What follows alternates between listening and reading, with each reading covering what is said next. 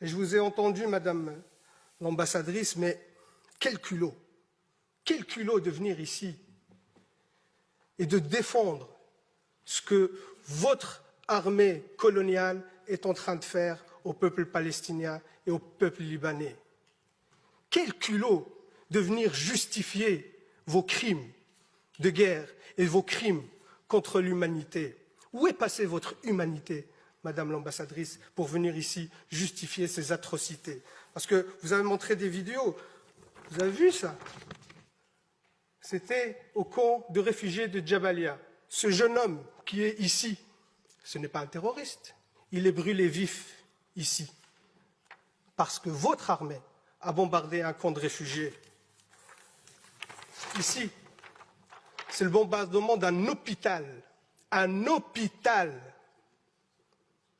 avec des victimes civiles. Votre armée a tué en quelques mois autant d'enfants que sur les 4 dernières années dans tout conflit confondu par le monde.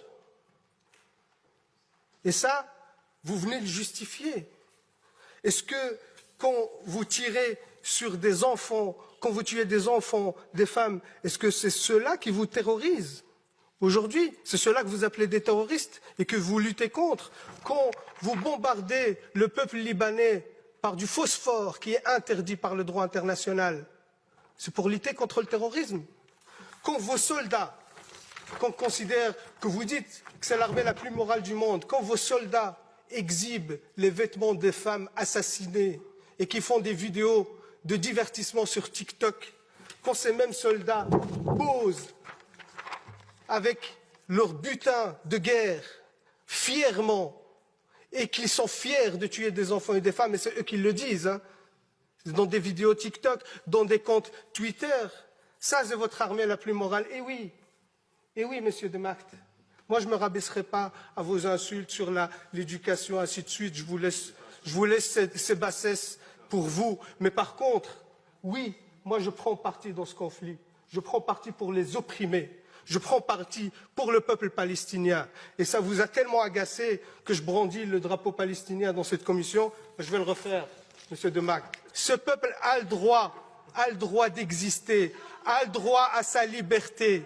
Ce peuple a le droit à son indépendance. Ce peuple a le droit à la dignité. Et vous les combattez. Vous faites un nettoyage ethnique. Vous faites un génocide contre le peuple palestinien sous prétexte de lutte contre le terrorisme, alors que c'est vous, l'armée la plus terroriste dans la région. C'est vous les vrais terroristes. C'est vous qui colonisez la Palestine depuis 76 ans. 76 ans. Il n'y avait pas de 7 octobre depuis 76 ans.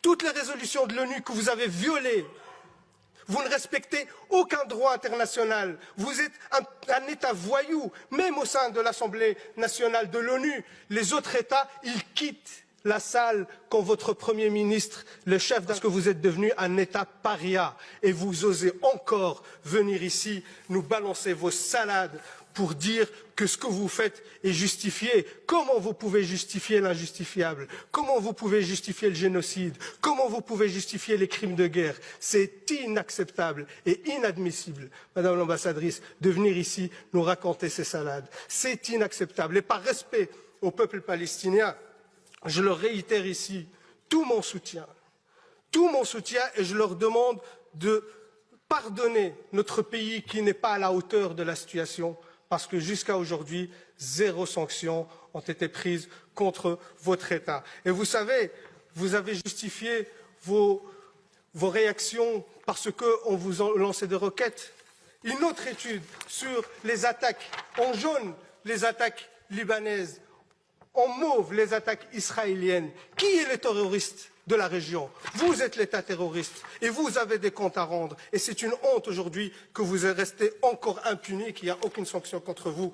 Je termine par là, Madame la Présidente, même s'il y a beaucoup de choses à dire, mais on est limité par le temps, mais je pense que l'essentiel a été dit. Et surtout, ce qui est encore honteux, qu'il y a encore des porte-voix et des porte-paroles dans ce Parlement qui soutiennent cette politique génocidaire, et ça, c'est inadmissible.